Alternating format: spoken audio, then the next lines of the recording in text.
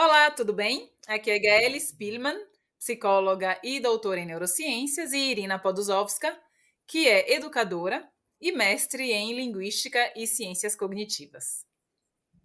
Nós Olá, vamos hoje ter um bate-papo um pouquinho sobre a adaptação do estudante e vamos focar na perspectiva da escola. O que é uma escola? Quando a gente fala escola, pensando nos coordenadores, né, diretores, equipe pedagógica de um modo geral. O que é que ela pode fazer, a escola, para contribuir para esse processo de adaptação do estudante? Então, assim, um aspecto exato. muito legal de levar em consideração é a possibilidade da escola promover encontros com os estudantes antes do início das aulas, para que o momento de primeiro dia de aula seja, na realidade, um reencontro. E isso, muitas vezes, pode ser feito com os estudantes de diferentes segmentos, né? E também, por que não, com as famílias. Então, às vezes, há uma reunião com as famílias daquele grupo, onde são explicadas, né, assim, regras ou procedimentos de adaptação, ou simplesmente para promover um momento de se conhecer, né, um pouco. E isso também pode ser feito, então, com os jovens que estudam na escola. Então, isso tudo permite que se criem vínculos, né? Isso permite que as pessoas, no caso, se sintam acolhidas. E claro que isso é uma decisão da equipe de coordenadores ou diretores, entendendo qual o modelo mais adequado para o perfil da escola, né? Se tem espaço para isso, que tipo de atividades são feitas, mas inclusive permite que os pais se sintam ouvidos e acolhidos, assim como os jovens se sintam bem-vindos. Concordo muito com a sua fala, porque nesse acolhimento que se criam vínculos e onde é nesse momento onde que as pessoas se sentem realmente parte da instituição, participantes ativos. Eles se sentem acolhidos, como você está dizendo, e não só números, não só estudante qualquer que está ingressando na escola. Uhum. Então, assim, isso permite, na realidade, é o que você falou, né? Que haja um olhar para aquela pessoa, para aquela família, né? Então, as pessoas se conhecem. Claro que tudo isso depende do número de estudantes, né?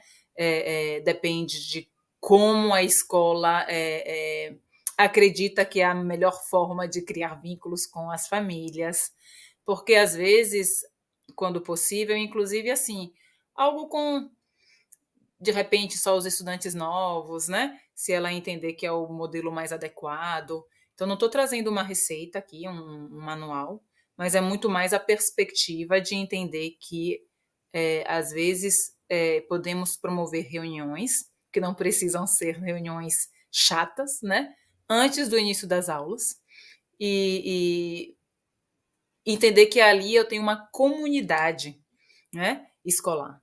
Então, quando eu crio esse pertencimento, normalmente as pessoas se engajam mais, se sentem mais responsáveis por aquilo, porque afinal no processo educacional há a participação da escola, há a participação também da família, que junto com o estudante consegue fazer, eu gosto muito da ideia de um tripé, né? Algo equilibrado e que se sustenta, né? Então, tem uma comunidade lá que é criada. Às vezes é simplesmente uma apresentação dos educadores, às vezes é uma palestra, né? Mas entender que pode ser algo bem, assim, caloroso, eu diria. Então, assim, é muito importante também que, para que isso aconteça, muitas vezes a escola tem que dar um certo espaço para que o educador também entenda o que é mais adequado para a turma que ele tem. Quando eu digo turma, porque tem a ver com a idade, né? Com a quantidade de estudantes, com o perfil de uma turma que ele já conhece.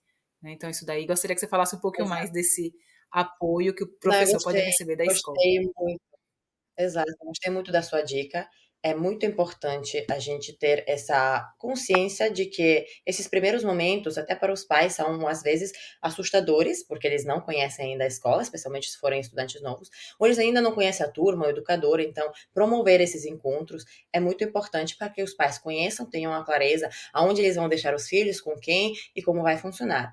E como você está dizendo, esse pertencimento vai ajudar também no futuro, tanto os estudantes, quanto os educadores, quanto os pais, a trabalharem em conjunto. E quando você diz assim, momentos também confortáveis, não são chatos, eles também podem servir para passar as mesmas regras que a gente passaria numa reunião chata, mas de uma maneira mais tranquila, no diálogo, na explicação de por que está funcionando, como está alinhado esse processo de adaptação e essas regras, essas normas ao projeto pedagógico da escola, aos valores e às missões da escola. Então, cada um vai ter os seus, como você está dizendo, não existe um manual.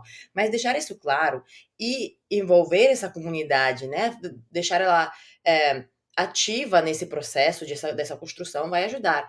Então, nisso, como você está dizendo, o educador também vai se sentir muito mais tranquilo em compartilhar o que vai ser feito, em deixar claro o que vai ser feito, mas também a escola precisa lembrar que essa flexibilidade precisa existir, mas com limites. Com as crianças, a gente também muitas vezes precisa dar esse limite para os pais e os responsáveis. Por quê? Porque todo mundo está na emoção, está querendo entrar na sala de aula, está querendo entrar dentro da escola, então existem modelos um pouco mais rígidos e existem modelos um pouco mais abertos. A gente tem que saber sempre equilibrar o limite e a abertura, a flexibilidade para que o educador também consiga trabalhar com essa turma, para que ele consiga colocar desde o começo aqueles limites que ele precisa, porque como você disse, depende da quantidade de crianças, depende da idade da turma, depende da escola e do projeto pedagógico. O educador precisa ter esse apoio da escola, essa legitimação da escola de dizer assim, você é o líder da sua turma.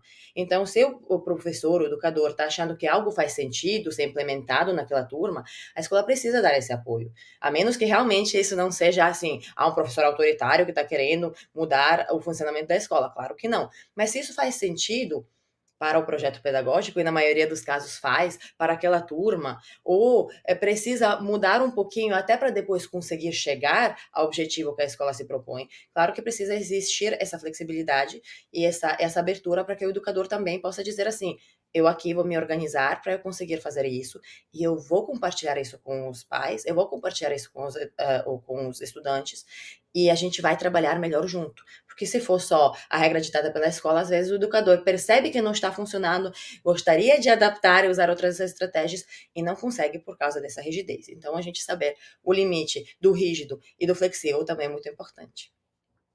Você trouxe algo que é importante, né? Que eu resumiria em dar tempo para isso.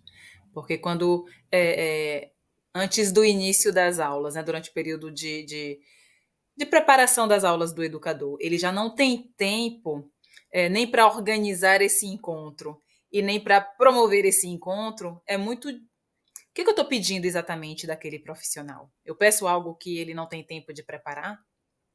Ou que a própria escola, né, não legitima a autoridade que ele tem? Quando eu digo autoridade, ele é um líder, né? Ele entende o que é adequado. Então não é que cada educador só faz o que quer, né? Não tô trazendo isso, mas quando a gente abre um espaço para que o educador também entenda o que é adequado e para que os educadores também possam conversar entre si, trocar suas experiências, né? Então eles também, puxa, isso daí funcionou, pô, que legal, vou tentar aplicar isso adaptado para a minha turma, né? Então, assim, o educador tendo tempo de preparo e depois tempo para a execução daquilo que ele organiza no período de adaptação, nos primeiros dias de aula, realmente, em termos de escala, né, eu diria, a escola deu tempo para isso, né? O educador se sentiu respeitado, né, no exercício de sua profissão, né, e validado, e o estudante se sente acolhido, assim como as famílias.